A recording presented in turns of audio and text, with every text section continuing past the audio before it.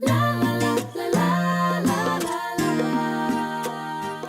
and welcome to Elizabeth's Craft Room, and today I feel I ought to be singing carols because I'm going to do a show and tell video on how to decorate, or how I decorated this little lantern, which was very plain when I first got it from IKEA, and just give you a few ideas and say hints and tips on doing it, and hope that you enjoy today's little show and tell.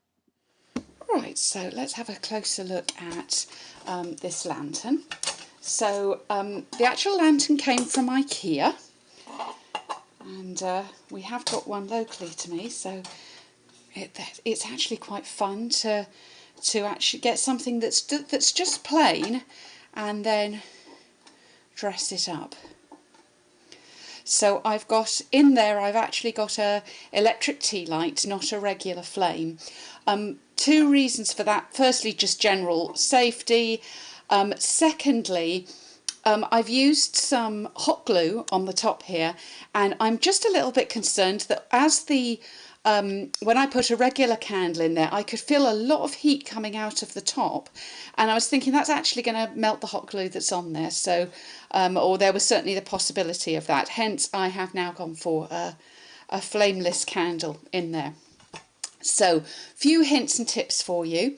On this particular lantern, and obviously depending on what you use, you might find something different. But I wanted to put the gold snowflakes around the edge, but they were just a little bit too small. So what I did is I've clipped them, and if I grab one, I can show you what I mean. So I took one of the gold ones. I cut in, and then I cut the middle out about the same size as the neck there of the lantern, and then I cut the middle out so that it would fold around. But one wasn't big enough, so I actually cut two and then overlapped them, and then just put them around the edge like so. I don't know how well you can see that, but that works very well. So, and then I had quite a pretty little middle bit to play with on another project as well. So for the green sprigs, which you can find on page 12 of the catalogue, they look quite good, but they look so much better when I added some snow. So I added the snow with the use of the paste, and I just literally took a little bit of paste and one of the sprigs and just kind of dabbed it on like so. If you want to, you can also put dazzling diamonds on them while they're still wet. Just sprinkle dazzling diamonds over and allow them to dry, and that will work fine too, and you'll get sparkly ones as well. I've also added these little elements here. Now these are called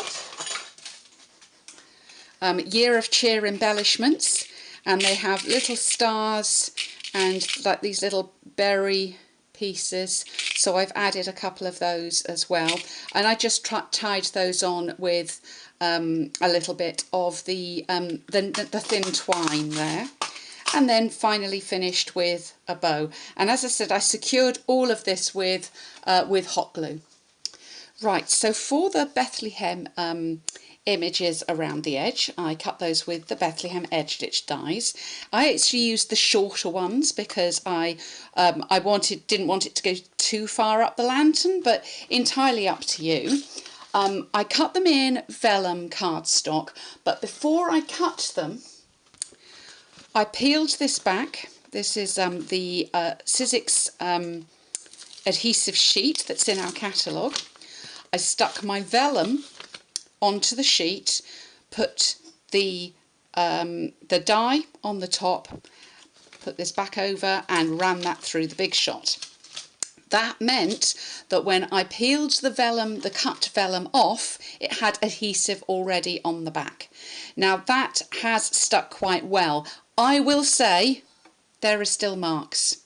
I did try every other kind of adhesive and everything showed a little bit, but from a distance I think it still looks nice. I cut the pieces down, and where there were little gaps under, I just eased them underneath onto the glass and underneath the edge pieces. So I think in terms of whether you are comfortable with the look of that, that's going to be quite an individual thing, because some people definitely wouldn't be, and I get that. But on the other hand, I do think it does look quite pretty.